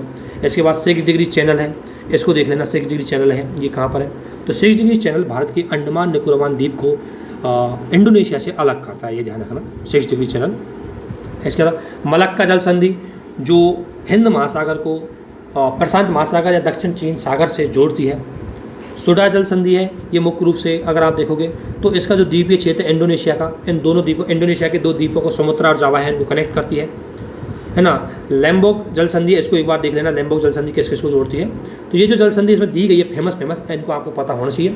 और डिएगो गार्सिया है, ये कहाँ पर है, हिंद महासागर में। इस लोकेशन का भी आपको अच्छे से पता होना चाहिए, जहाँ पर यूएसए का सैन्य अड्डा स्थापित हुए, ठीक है ना। अगर इसमें आपको मैप दिख रहे होंगे, इस मैप को देखने में आपको एक चीज़ दिख रही होगी कि ये यूएसए के मिलिट्री बेसिस कहाँ पर है, इंडिया के नेवल बेसिस कहाँ पर है। तो इंडिया के भारत में तो हो ही गए, इसके अलावा सियाचिल्स में भी है, मेडागास्कर में है इंडिया का, और पोर्ट ब्लेयर पे भी है। और अगर बात करें चाइना का, तो चाइना का आपको पता है जिबूती में है, ग्वालियर, हम्बन टोटा, बांग्लादेश का चटगांव, म्यांमार का सितवे, और ये सन्या, ये साउथ चाइना सी में अंतर्गत, और यूएसए का तो सब जगह है ही आपको, ये सैन्य अड्डे हैं, इनकी लोकेशन आपको एक बार मैप में ज़रूर देखनी है। इसके बाद अगर बात करें तो भारत और मध्य एशिया की मैं बात करूं तो मध्य एशिया में कौन कौन से देश आते हैं उनको हम ज़रूर पढ़ने। तो मध्य एशिया के देश में अगर मैं बात करूं तो मध्य एशिया के देश हैं, इनके देशों को पढ़ने के साथ साथ इनकी राजधानी और इनकी आपको सीमा किस किस के साथ लगती है ये भी आपको पढ़नी है। तो अगर सबसे पहले देखें हम कजाकिस्तान, तो अस्ताना इसकी राजधानी है, इसकी सीमा है चाइना से भी लगती है, रशिया से भी लगती है, और सारे मुख्य रूप से मध्य एशिया के देशों से लगती है लगभग। लेकिन एक ताजिकिस्तान से इसकी सीमा नहीं लगती, ठीक है ना, ताजिकिस्तान से कजाकिस्तान की सीमा नहीं लगती है, ध्यान रखना। और इसकी कैस्पियन सी से लगती है, आपको पता है। और कैस्पियन सी, अरल सागर आपको पता है 2 देशों के बीच में ही अरल सागर है, कजाकिस्तान और उज्बेकिस्तान के बीच में अरल सागर। और कैस्पियन सागर से तो आपको पता है कई 5 देशों की सीमा लगती है लगभग, अजरबैजान हो गया, ईरान हो गया, तुर्कमेनिस्तान हो गया, और कजाकिस्तान हो गया, और रशिया हो गया, ठीक है ना। 5 देशों की सीमा कैस्पियन सागर से लगती है, ये भी इम्पोर्टेंट है आपको पता। और भारत ने मुख्य रूप से भारत का इनका, इसके अलावा आपको थोड़ी सी और देखना है इसमें कि अफगानिस्तान की सीमा किस किस से लगती है, कौन कौन से देश है मध्य एशिया के जिनकी सीमा अफगानिस्तान से लगती है, क्योंकि हाल फिलहाल अफगानिस्तान बहुत ज़्यादा हाईलाइट में रहा है। तो अगर देखें तो ईरान की लगती है, इसके अलावा तुर्कमेनिस्तान की हो गई, इसके अलावा उज्बेकिस्तान की हो गई, और ताजिकिस्तान की हो गई, इधर इंडिया की हो गई इससे, और अफगानिस्तान की थोड़ी बहुत सीमा चाइना से भी लगती है, और पाकिस्तान से भी लगती है, आपको पता है। तो हाल ही में भारत मध्य एशिया के साथ अपना संबंध स्थापित कर रहा है, और भारत ने 5 मध्य एशियाई देश, एक को मुख्य रूप से 5 जो मध्य एशियाई देश है जिसमें आप देख सकते हो कजाकिस्तान, ये हो गया, ताजिकिस्तान की अगर मैं बात करूँ तो ये ताजिकिस्तान हो गया, तुर्कमेनिस्तान, ये तुर्कमेनिस्तान हो गया, उज्बेकिस्तान, ये उज्बेकिस्तान हो गया, और इसके बाद किर्गिज़स्तान हो गया। मध्य एशिया में किर्गिज़स्तान एक ऐसा देश है जिसमें लोकतांत्रिक सरकार है, गणराज्य है, बाकी और जगह तो थोड़ा सा सरकार पूर्णतः लोकतंत्र नहीं है, ये चीज़ आपको एक तो ध्यान रखनी है। इसके अलावा ये ध्यान रखना, मध्य एशिया के जो 5 देश हैं इनमें से तुर्कमेनिस्तान जो देश है उस SCO का भाग नहीं है। SCO में मुख्य रूप से SCO में कौन कौन से बता देता हूँ। SCO में 4 तो मध्य एशियाई देश हो गए, जिसमें तुर्कमेनिस्तान को हटा दो आप, बाकी कजाकिस्तान, किर्गिस्तान, ताजिकिस्तान, उज्बेकिस्तान। इसके अलावा भारत, इसके अलावा चाइना, रसिया और पाकिस्तान, 8 देश हैं वो मुख्य रूप से SCO के देश हैं। और तुर्की भारत है और उनके मध्य एशिया के इन देशों के साथ अपना एग्रीमेंट कर रहा है। और भारत की अगर बात करें तो भारत ने मध्य एशिया के साथ अपनी कनेक्टिविटी बढ़ाने के लिए, मध्य एशिया के साथ भारत ने कनेक्टिविटी है उसको बढ़ाने के लिए भारत ने अपनी पॉलिसी 2012 से स्टार्ट कर दी। इसके अलावा इन देशों का मैंने बताया, ये SCO है, ये यूरेशियन आर्थिक समुदाय है, ये कस्टम यूनियन है। इन देशों के कौन कौन से भाग हैं या हम जब अभी इंटरनेशनल ऑर्गेनाइजेशन पढ़ेंगे उसमें सारे देशों के आ जाएंगे और वही हमारे लिए इम्पोर्टेंट हो जाते हैं कि कौन कौन से देश हैं इसमें। इसके अलावा ये लोकेशन बहुत फेमस है। आपको पता है हाल ही में डिस्प्यूट पड़ा है एक, तो आपको पूछा जाए कि नारगोनो काराबाख जो डिस्प्यूटेबल एरिया है किन किन देशों के बीच में है, तो 2 देश है आर्मेनिया और अजरबैजान है, इनके बीच में है। बहुत पुराना डिस्प्यूट एरिया है। और अगर देखा जाए कि वर्तमान में किसके कंट्रोल में है, तो वर्तमान में ही नारगोना काराबाख है और अजरबैजान के लिए अजरबैजान के कंट्रोल में। अजरबैजान को मुख्य रूप से अंतर्राष्ट्रीय मान्यता भी प्राप्त है उस क्षेत्र को लेकर के। तो अगर मान लें उसमें आपको पूछा जाए कि किस देश में, तो अजरबैजान का नाम दे देना। और अगर डिस्प्यूट की बात करें तो आर्मेनिया और अजरबैजान की बात कर देना उसमें। बस इतना सही है, इसमें ध्यान रखना है। इसके अलावा आपसे पूछा जाए कि मिन्स्क ग्रुप का संबंध किससे है। मिन्स्क ग्रुप, तो मिन्स्क ग्रुप मुख्य रूप से एक शांतिपूर्ण रूप से विभिन्न प्रकार के मुद्दों का समाधान करने के लिए एक सहमति बनी 3 देशों के बीच में, जिसे बोलते हैं फ्रांस, रूस और अमेरिका के बीच में। और बाद में इसमें मुख्य रूप से यूरोपीय सुरक्षा सहयोग संगठन भी इसमें शामिल होने की बात आ गया। ये मुख्य रूप से मैड्रिड सिद्धांत पे काम करता है मिन्स्क ग्रुप, जिसका मुख्य उद्देश्य है कि ध्यान रखना ये मिन्स्क ग्रुप का संबंध ही मुख्य रूप से यहाँ पर शांति स्थापित करने से है। ये अजरबैजान का जो डिस्प्यूटेबल एरिया है इस पर, और ये बहुत पुराना डिस्प्यूटेबल एरिया है, इसलिए इसका संबंध है मिन्स्क ग्रुप का संबंध। ये नारगोना काराबाख जो डिस्प्यूटेबल एरिया है इसमें शांति स्थापित करने के लिए बहुत ही ज़्यादा इंपॉर्टेंट रहा है, इसने भी महत्वपूर्ण भूमिका निभाई है। तो इतना ध्यान रखना इसका संबंध किससे है। और इसके अलावा एक कलेक्टिव सिक्योरिटी ट्रीटी ऑर्गेनाइजेशन है, ये रूस के नेतृत्व में होने वाला एक सैन्य संगठन था, तो वो भी सामूहिक सुरक्षा पर एक काम करता है। तो इसके लिए थोड़ा सा ये चीज़ ध्यान रखना है। इसके बाद आती है लोकेशंस, है ना। तो बेलारूस की अगर मैं बात करूँ और एक काला सागर है, तो आपको ध्यान रखना है काला सागर है, इसे कौन कौन से देश इसके पड़ोसी हैं, तो इसको आप एक बार ज़रूर नोट डाउन कर लेना। ब्लैक सी के अंतर्गत। और बेलारूस है, ये बेलारूस लोकतांत्रिक नेतृत्व और सुधार की मांग करने को लेकर के आंदोलन चल रहा है बेलारूस में, और बेलारूस की सीमा ब्लैक सी से लगती है। इसके बाद अगर बात करें हम, तो ये चीज़ें हैं, ये बहुत इंपॉर्टेंट चीज़ें थी। तो अभी तक हम इतना ही रहने देते हैं, ठीक है। चलो इसमें थोड़ा सा और देख लेते हैं। जैसे भारत और पश्चिम एशिया, एक चीज़ आपको ध्यान से मैं कहना चाहूँगा कि पश्चिम एशिया के जो देश है उनको ज़रूर देख लेना, उनके मैपिंग जरूर देख लेना कि पश्चिम एशिया के देश है कि लोकेशन कहाँ कहाँ पर है, किसकी फारस की खाड़ी से सीमा लगती है, किसकी मुख्य रूप से ओमान खाड़ी से सीमा लगती है, और किस किस के आपस में भी इनकी इंटर सीमा है वो कहाँ कहाँ पर लगती है। तो वो आपको एक बार मैप में ज़रूर देख लेनी है, ये भी बहुत इंपॉर्टेंट है। और दूसरी बात, जो महत्वपूर्ण जो पोर्ट है वो नाम है आपको याद रखना, जैसे चाहवार पोर्ट है, ये भी ईरान में है, और बंदर अब्बास पोर्ट है, ये भी ईरान में है, ठीक है ना। तो ये पोर्ट है। और इसके अलावा मैंने आपको बताया था कि चाहवार पोर्ट के माध्यम से चाहवार जाहेदान रेलवे लाइन, तो चाहवार जाहेदान रेलवे लाइन है, तो मुख्य रूप से क्या हो रहा था कि भारत का उद्देश्य था कि भारत मध्य एशिया में मतलब अफगानिस्तान में पहुँचा चाहता, तो इसके लिए भारत ने चाहवार पोर्ट पे अपना डेवलपमेंट किया, और उसके बाद चाहवार पोर्ट से और ये अफगानिस्तान की सीमा तक एक ट्रेन के माध्यम से, रेल के माध्यम से पहुंचा जाएगा, और फिर इसको सड़क के माध्यम से अफगानिस्तान पहुंच जाएगा। तो क्या हुआ कि चाहवार जाहेदान रेल लाइन है, इसका संबंध ईरान से है, और भारत पर इसको डेवलपमेंट करना चाह रहा था, लेकिन ईरान ने खुद को इससे मतलब ईरान ने भारत को इससे अलग कर दिया। ईरान ने बोला कि हम खुद ही इसको डेवलप करेंगे। और ये जो रेलवे लाइन है ये 3 देशों के बीच में हुआ था एग्रीमेंट उस टाइम, भारत, अफगानिस्तान और ईरान के बीच में, ठीक है ना। इसके अलावा तो ये ध्यान रखना कहाँ पर है, ये ईरान में, इतना ध्यान रखना है आपको। चाहवार पोर्ट कहाँ पर है, ये भी ईरान में है, ठीक है ना। और ईरान में ओमानी पहाड़ी के पास स्थित है, और इसको भारत ने डेवलप किया था। इसके अलावा ईरान की 2 जगह बहुत फेमस है, और 2 चाहवार जो पोर्ट है, एक तो शाहिद कलंतारी और शाहिद वहिस्ती, ये 2 पोर्ट हैं, 2 टर्मिनल हैं जिनका संबंध भी ईरान से, आपको ये चीज़ ध्यान रखनी है। इसके अलावा शाहिद वहिस्ती है ये भारत, ईरान और अफगानिस्तान के बीच में एक त्रिपक्षीय समझौता हुआ 2000 में, जिसके माध्यम से यहाँ पर इसको टर्मिनल को डेवलप किया जाएगा। और भारत को चाबहार पोर्ट में शाहिद बहिश्ती पोर्ट पर 2 टर्मिनल और 5 बर्थ विकसित करने के लिए 10 वर्ष का पट्टा भी मिला था। तो लोकेशन ये ज़्यादा इंपॉर्टेंट है यहाँ पे, चाबहार, जाहेदान और शहीद बहिश्ती, शहीद कलंतारी, ये जगह का आपको पता होना चाहिए। ये 3-4 जगह हैं, सब ईरान में। इसके अलावा चाबहार पोर्ट से हम आपको पता है कि चाबहार पोर्ट का बहुत ज़्यादा महत्व था ही, वुमेन्स के पॉइंट ऑफ व्यू से इम्पोर्टेंट है। और एक आपको ध्यान रखना है कि ये international north south transport corridor, इसमें कौन कौन से देश हैं वो शामिल है। तो एक बार इसको नेट से सर्च करके इन देशों का नाम आपको पता होना चाहिए, कौन कौन से देश हैं वो इंटरनेशनल जो नॉर्थ साउथ ट्रांसपोर्टेशन कॉरिडोर है। इसका उद्देश्य था कि भारत है, इसमें बम्बई से और मध्य एशिया को होते हुए भारत रसिया के सेंट पीटर्स जगह तक पहुंचना चाहता है। तो उसके लिए भारत ने ये एग्रीमेंट किया था, और इसमें और भी देश शामिल हैं, जैसे एक तो भारत खुद है ही है, फिर ईरान भी है और कुछ मध्य एशियाई देश भी है और रसिया भी है। तो आप एग्जैक्टली देशों को देख लेना, मध्य एशिया के कौन कौन से देश इसमें शामिल है। अब्राहम समझौता बहुत फेमस रहा पश्चिमी एशिया के लिए और बहुत इंपॉर्टेंट भी रहा, इसका सामरिक महत्व भी बहुत ज़्यादा रहा। तो आपको सिर्फ इसमें से एक चीज़ देखनी है कि अब्राहम समझौता किन किन 2 देशों के बीच में हुआ। तो इजराइल और यूएई तथा बहरीन के बीच में ये मुख्य रूप से अब्राहम समझौता हुआ था इसमें। और इसमें मीडिएटिंग का काम किया था, आपको पता है वो यूएसए ने किया। और इसके अंतर्गत यूएई और बहरीन ने इजराइल को मान्यता दे दी, ठीक है ना। तो इसलिए ये अब्राहम एग्रीमेंट बहुत ज़्यादा इंपॉर्टेंट था।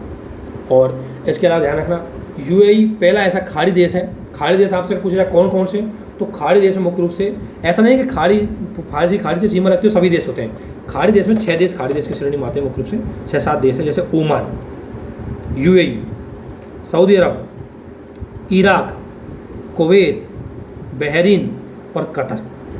ये देश है, इनको खाड़ी देश की श्रेणी में रखा जाता है। इसमें आपको ध्यान रखना है कि किस किस की सीमा फारस की खाड़ी से किस किस देश की सीमा लगती है। तो अगर आप देखोगे तो देखो, फारस की खाड़ी से किस देश की सीमा लगती है, इराक की भी लगती है थोड़ी सी, फिर कुवैत की लगती है, सऊदी अरब की भी लगती है, और कतर की भी लगती है, बहरीन की लगती है, यूएई की भी लगती है, और यहाँ पर ओमान की भी लगती है, और इधर ये हो गया ईरान की भी सीमा लगती है, किससे, फारस की खाड़ी से। ये थोड़ा प्री के लिए बहुत ज़्यादा इंपॉर्टेंट होता है। और मैपिंग की सवाल दृष्टि से खाड़ी देशों में 7 अरब राज्य जाते हैं जिनकी सीमा फारस की खाड़ी से लगती है। ये लिखा है Bahrain, Kuwait, Iraq, Oman, Qatar, Saudi Arabia और यूएई। ध्यान रखना, ईरान की भी सीमा लगती है, लेकिन वो खाड़ी देश की श्रेणी में उसको नहीं रखा जाता, खाड़ी देशों की श्रेणी में, ठीक है ना। और इतना ही नहीं, इस मैपिंग को आपको एक बार और देखना है, ये मैपिंग इंपॉर्टेंट है। ये ज़्यादा चीज़, अगर ये ज़्यादा चीज़ इंपॉर्टेंट नहीं है इसकी, इतना ज़्यादा इंपॉर्टेंट है। इसमें देखो, अगर आपसे पूछा जाए कि मैपिंग में मैं बताता हूँ कौन कौन सी चीज़ इंपॉर्टेंट है, तो देखो सबसे पहले एक तो इम्पोर्टेंट है ये गोलान जो पहाड़ियाँ हैं, गोलान हाइट पहाड़ियाँ, ये मुख्य रूप से सीरिया और इजराइल के बीच में डिस्प्यूटेड एरिया था, जिसको इजराइल ने ले लिया है और अमेरिका ने इसको मान्यता भी दे दी है, ठीक है। इसके अलावा जो ये जॉर्डन रिवर है, ये मुख्य रूप से ईरान की और जॉर्डन की सीमा पर बहती हुई जाती है और डेड सी में जाकर के गिर जाती है, ठीक है ना। और डेड सी कहाँ पर है, तो डेड सी मुख्य रूप से जॉर्डन और इजराइल के बीच में है, और ये जॉर्डन रिवर भी इसी के बीच में है। और इसके अलावा यहीं पर एक मुख्य रूप से गैलीली जो सागर है वो भी यहीं पर है, मुख्य रूप से सीरिया और मुख्य रूप से इसके इजराइल के बीच में ये हो गई गोलन हाइट है, इसके यहाँ पर है ये कौन सा, मुख्य रूप से गैलीली। और इसके अलावा आपसे पूछा जाए तो वेस्ट बैंक कहाँ पर है, तो जॉर्डन जो नदी है उसके पश्चिमी किनारे को वेस्ट बैंक की श्रेणी में रखा जाता है, ठीक है ना। इसके बाद तेल अवीव है, ये इजराइल की राजधानी है।